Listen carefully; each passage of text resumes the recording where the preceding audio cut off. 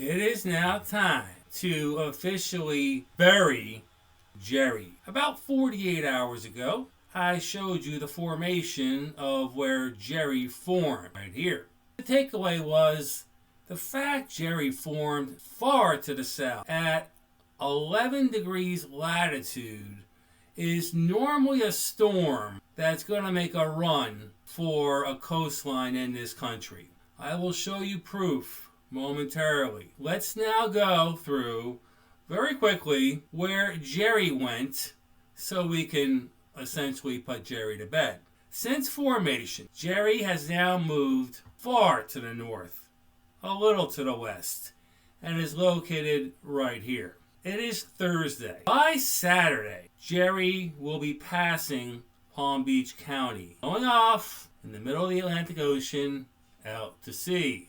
Jerry is now going to be joined by all hurricanes that have formed this year. They all became fish storms. I want to now show you what set up these tracks.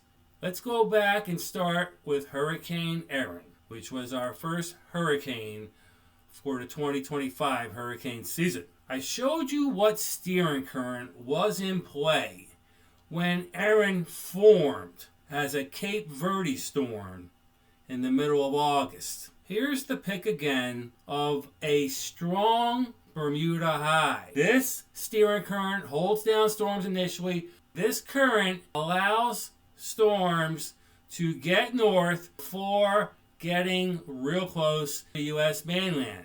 Let's see Erin's now complete track. There it is. A textbook track from a hurricane that's being steered by a strong Bermuda high. Now let's move next to Gabrielle, and then Humberto, Imelda, and Jerry. All of these storms were working with a weak Bermuda high. These storms all were allowed to do what they do. Get north. Nothing in the ocean was going to stop them. When the Bermuda high is this weak, these storms come right up. Where hurricanes go is primarily all about steering currents. Steering currents will influence where they go. The 2025 hurricane season is now almost finished. We got about 3 more weeks until Halloween.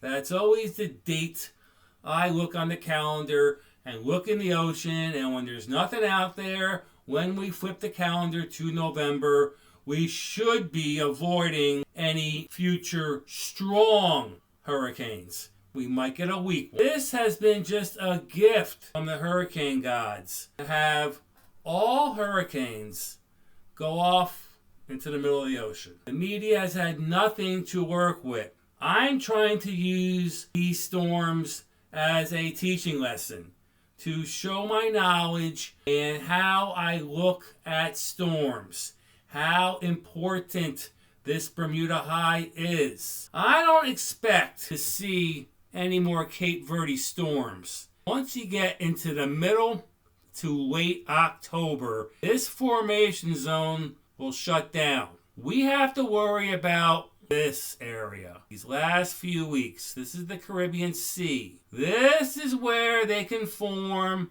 and not be influenced by the Bermuda high. It sits far to the north. They can form in here, come up in a couple days and threaten our region. October is a spooky month. They form close to the land.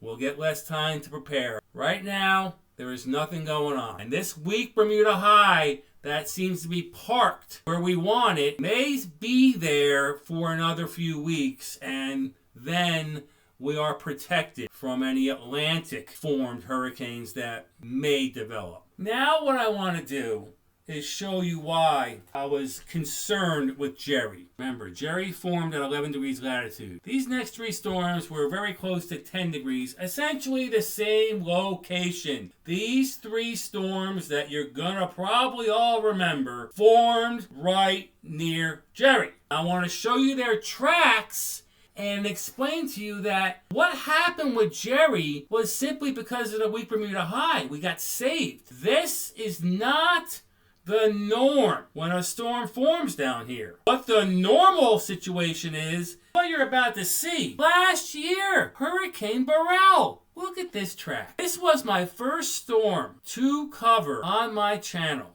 I was fired up and I had a 9-day track and had a field day with this storm. Beryl stayed west, right over the top of South America, came up slowly, clipped the Yucatan Peninsula, and ended up making a landfall in central Texas. Beryl did not start travel due north until it made landfall. 3,500 miles of going west and slowly coming up. Hey, Jerry, already going to be going north by Friday into Saturday. Due north. So that was Beryl. Let's look at another storm that I tracked.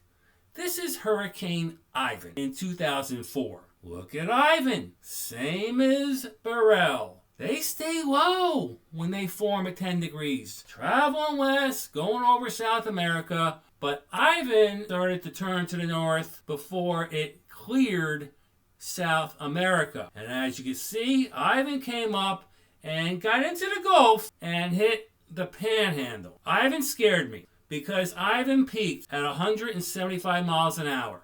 And if Ivan had made that turn just a day earlier, this storm could have blasted southeast Florida. I was really worried about that one. So there's another example of the typical track you get when storms form down here. And one more. Hurricane Andrew formed down around 10 degrees. Now Andrew, as you can see, did start to climb to the north. But then an evil ridge of high pressure kept it traveling west. Actually dipped a little to the south. We all know what Andrew did. Clipped the southern peninsula of Florida, got into the Gulf, and went up north and made a second landfall in Louisiana. So there you go. 3 historic storms that all formed in the same location, made it into the Gulf of Mexico, and made landfalls. Of course, all storms that enter the Gulf make a landfall. That was why I was concerned about Jerry. But a weak Bermuda High will save us from storms even forming this far to the south. The power of the Bermuda High will set up who gets hit or who will not get hit. Wherever the Bermuda High is, the storms get steered accordingly. Hopefully there'll be no more reports to make about hurricanes in the next couple weeks, but you know if one forms, you'll hear from me.